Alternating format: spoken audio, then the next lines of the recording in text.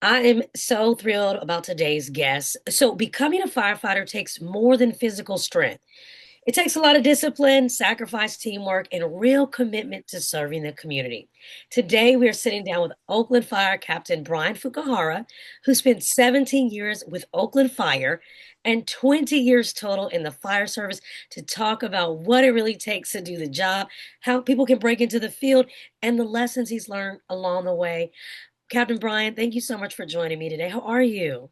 I'm wonderful. Thank you for that awesome introduction. Thank you. Wonderful. So, first off, thank you for your service. I want to know what inspired you to become a firefighter 20 years ago. It's been as long as I can remember, I've always wanted to be a firefighter. I even recently posted a picture of myself at 2 years old, asking my mom to make me a fire truck birthday cake for my 2 year birthday party. And I have a picture of that blowing out candles. So it started at a really young age, like as far as I can remember, it might have even been like there was even a time when I wanted to be a Ghostbuster, but obviously you can't be a Ghostbuster. So I felt like the next closest thing to being a Ghostbuster was being a firefighter. So instead of a proton pack, you have a hose and water. Instead of a ghost, you have flames. And they both live in a firehouse and both work together as a team. So I liked all those aspects, and getting outside and not necessarily behind a desk every day. So I think it's really exciting. I've always wanted to do something that like is a little bit of a adrenaline rush, a little bit of excitement, and most importantly like helping people. So I really love helping people. Caring for others and taking care of my community has been like a really important part of my life. And we got so lucky that that Ghostbuster didn't track out as you wanted it, because I'm sure so many people are so grateful that you decided to go into the fire service. 20 years is an incredible time to dedicate your life to something Thank you. specific. What keeps you Yeah. still passionate about the job all these years later? Every day is different. Every day is unique, brings new challenges, and I think that like in the fire service, there's like always something different to learn. I feel like to be good at something, you're always learning, and I also like the learning aspect of the job. We're always like trying to keep up on the latest technology, while still holding on to a lot of our traditions because the fire service is a very traditional career and occupation, but also I feel like there's always something new. That it could be something related to hazardous materials. It could be wildland firefighting. It can be water rescue. It could be dealing with train emergencies, like we have the BART, which is our subway here in the Bay Area, to dealing with planes at the Oakland airport. There's so many different aspects that you have to learn. Medical calls are 80% of our calls and responses, and I also like the paramedic or medical side of the job, being able to give patient care and specific life-saving treatments.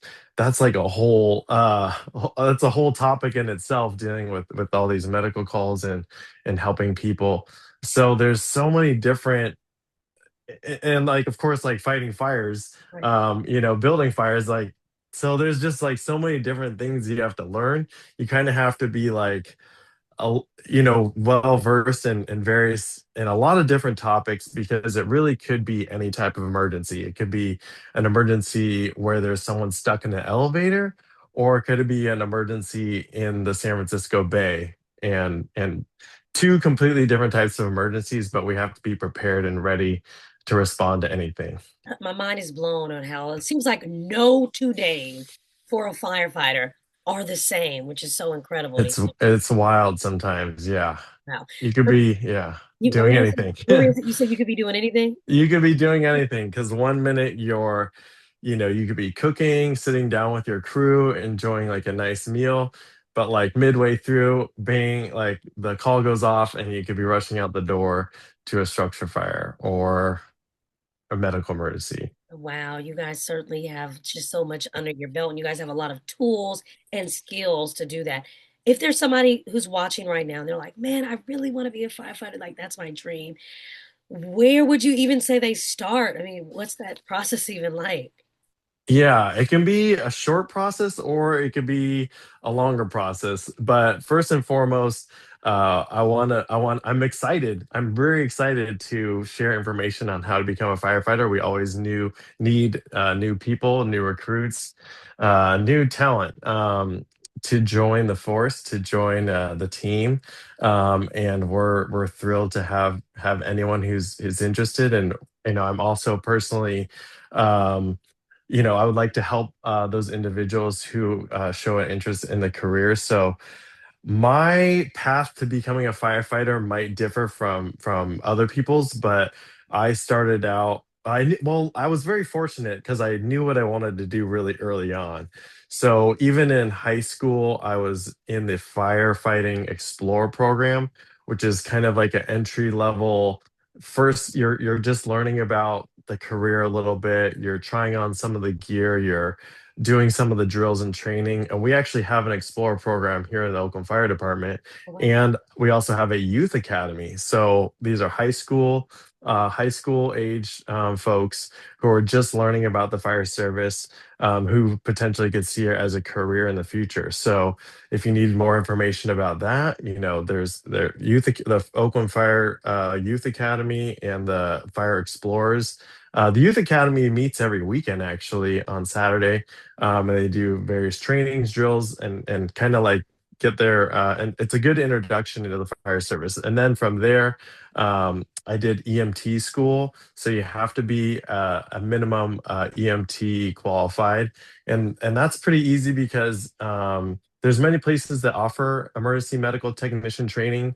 You do have to be CPR certified as a prerequisite, but there's community colleges that offer EMT school or private companies that offer EMT school, and it's only a semester, so it's pretty quick to get that certification. You take a national registry test, and so that, as well as having a driver's license, are kind of the minimum in high school. G or GED are the minimum requirements to be a firefighter. I took it a little step further. I got my 4-year degree. Um, in kinesiology. And I also went to paramedic school and had some more experience. While I was in college, I was working part time as a full fledged firefighter down there in San Luis Obispo County. And I was also working on the ambulance. So, kind of getting more experience, getting before I transitioned and moved over to a more career department. And what I mean by career is like full time, somewhere where I want to stay for my entire career. And that kind of took me through college. And then once I graduated college, then I started to apply for the fire department. I love that. You've got certainly such an inspiring journey that you went on, and I'm sure others that are watching are going to be inspired by your journey. I know you and I have talked personally about just moments in your career where you look back and you're like, this is why I do this job. So, would you like to share with people right now a moment that you can remember, like, man, like you're after the day is over, you're like, wow, Mhm. this is why I dedicated my life to becoming a firefighter? I definitely like the excitement and the rewarding aspect of the job. I think one of my craziest days, like busy wise, was I was working downtown and it was a particularly stormy day. And I think we had over 30 calls that day. Um, and so that's more than 1 hour. And we were just we were rolling. We had power lines down, trees down, we had fires, we had vehicle accidents, medical emergencies throughout the day. And I was just like, by the end of the day, I was like absolutely spent. But you kind of look back on that and you're like, wow, like this is what I signed up for. Like all, like helping as many people as I can, really getting out there, really doing the work and doing what I trained to do. I felt like really that's my calling and I love it and I love this career. I still love it to this day, even though I've been doing it for 20 years. I love going to work. It's exciting. Sometimes actually like when I am off duty for a long period of time, vacation or time off or whatnot, I actually am excited to get back to. I'm like, oh, when is it time to go back to work? And some of that is like the people who I work with, the crews, and things that we have at the Oakland Fire Department. My crew, I love my crew. They're amazing. So definitely the people that you work with have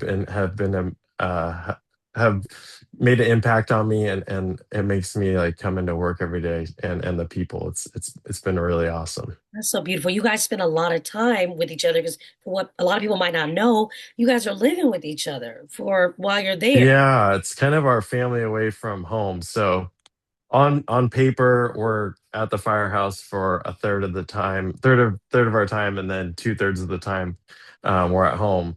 So we work 2 days on and we have 4 days off. So yeah, like definitely become really close with one another at the firehouse.